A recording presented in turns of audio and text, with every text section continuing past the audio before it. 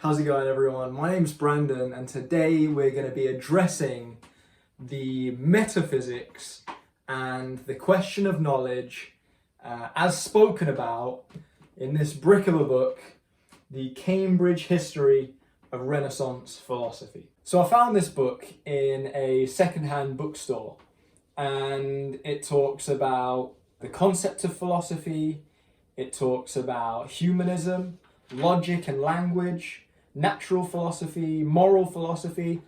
If I make another video on this book, which you gotta let me know if you like it, leave a comment and say you want the video on moral philosophy and I will make it happen.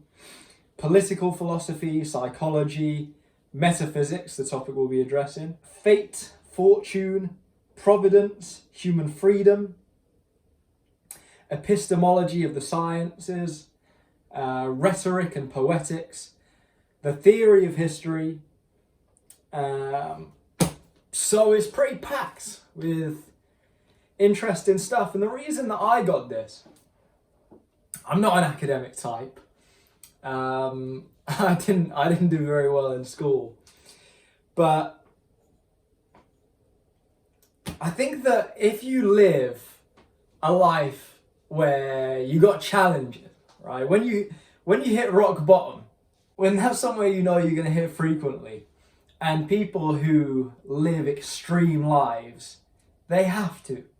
You know, if you're going to have great times, you're going to have hard times. If you're going to have, if you're going to go to amazing places, you're going to need to slog in business. If you're going to have a lot of beautiful relationships, you're going to have some hard breakups.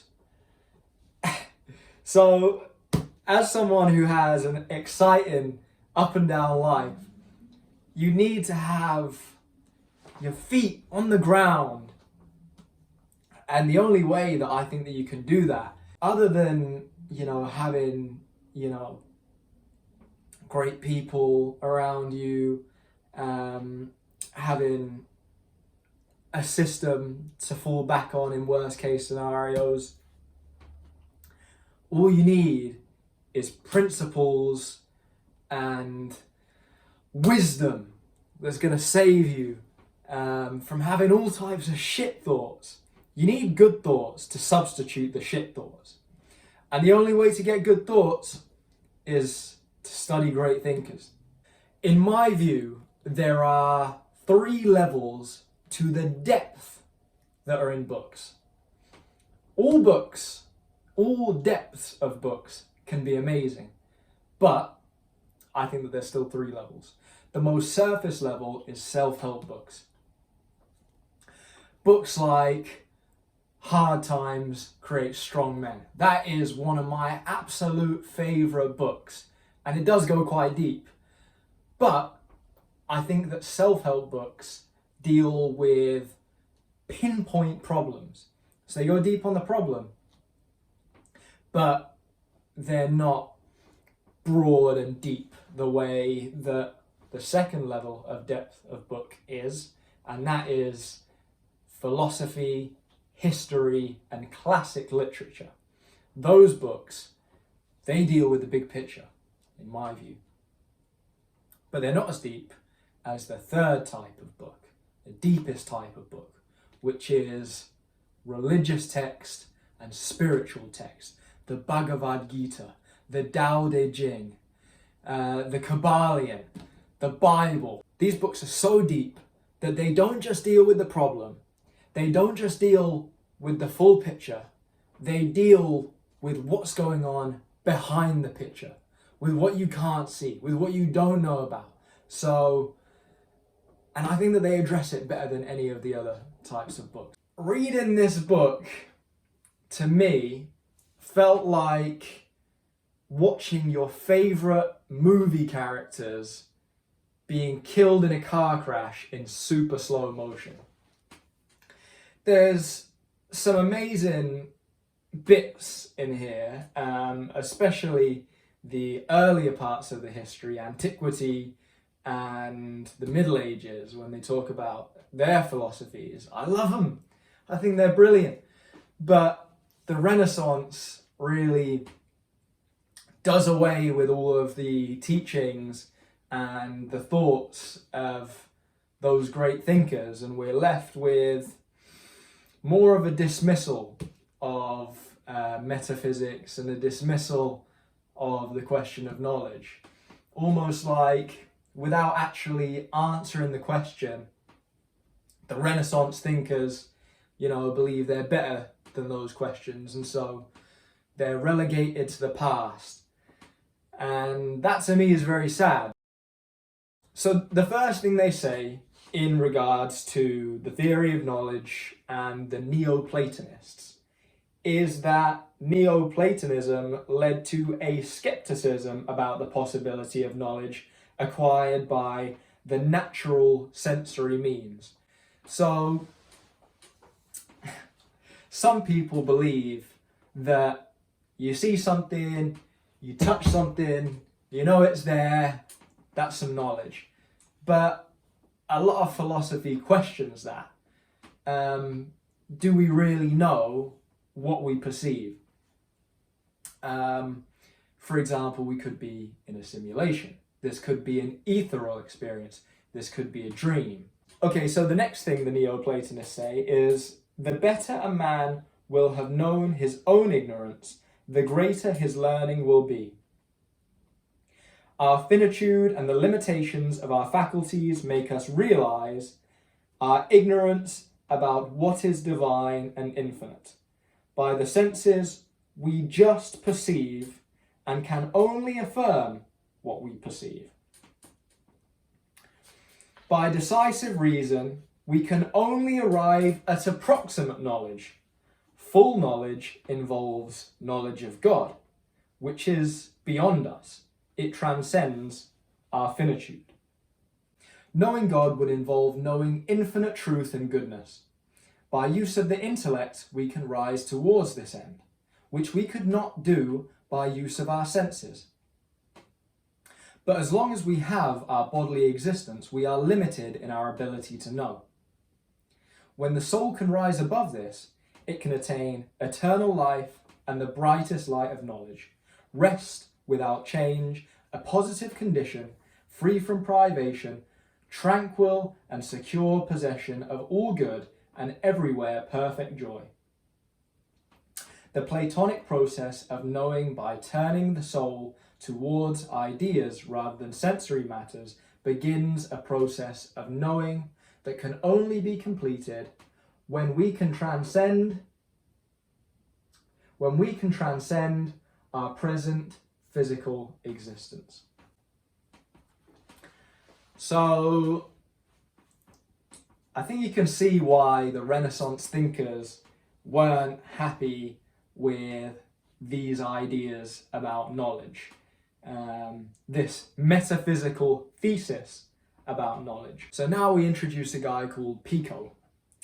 I'm sure I'm getting his name wrong, but regardless, we're gonna call him Pico. So, religion became for Pico the fulfillment of philosophy. Philosophy is only a preparatory effort in this direction. Pico's conclusion was not to convince people that all was in doubt, but rather that one should turn from philosophy as a source of knowledge to Christian revelation instead. And then we'll talk about theologians who are mentioned.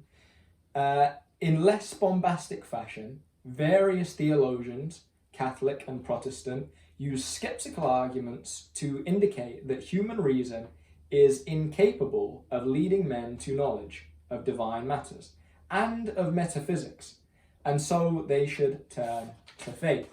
And obviously, this was crushed in the latter parts of the Renaissance.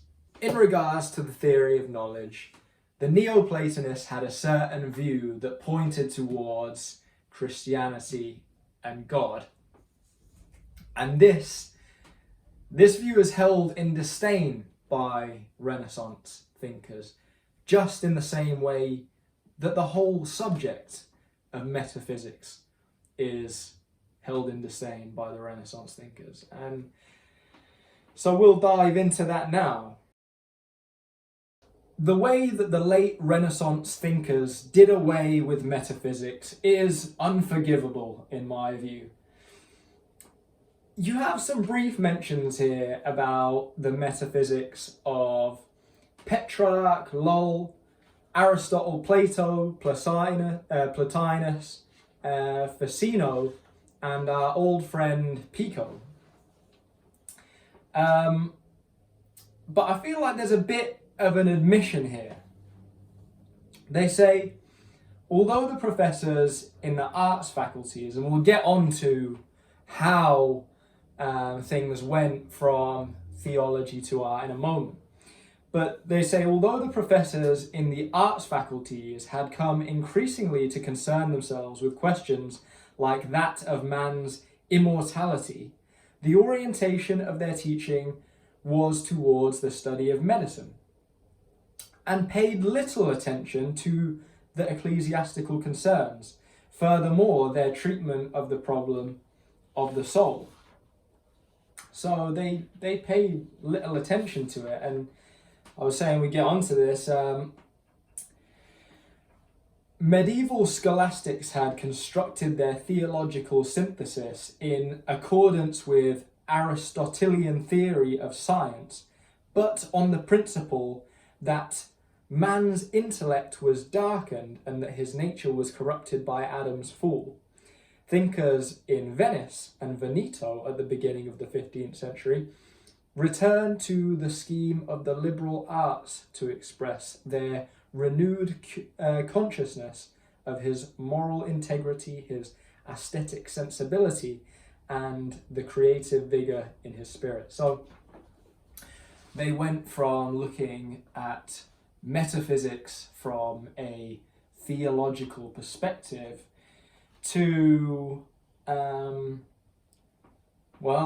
think sort of stepping all over that and pulling people back to the creative arts.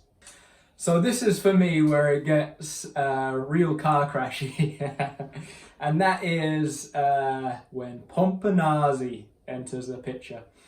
So 1516, Pomponazzi made his views clear that all material forms are generated from the potency of matter and therefore corruptible. But the soul is a material form. None of its operations are created without a corporal organ. And Aristotle knew nothing of creation. So Pomponazzi comes along and Pomponazzi comes along and he goes a completely different way with it.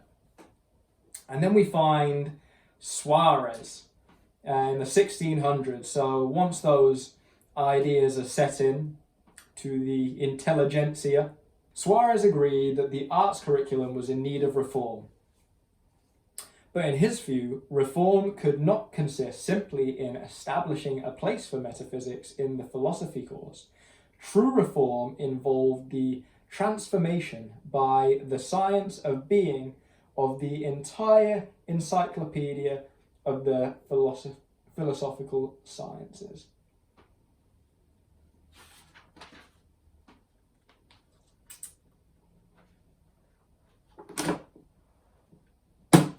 Overall, there were some great thinkers in the Middle Ages, there were some great thinkers in antiquity, and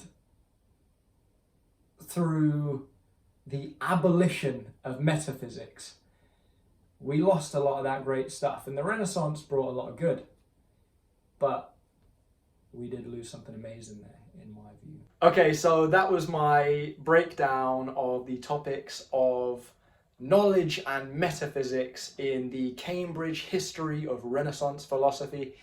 If you liked it, leave a comment, leave a like, subscribe, let me know, and maybe, just maybe, I'll make another video like this, but who knows?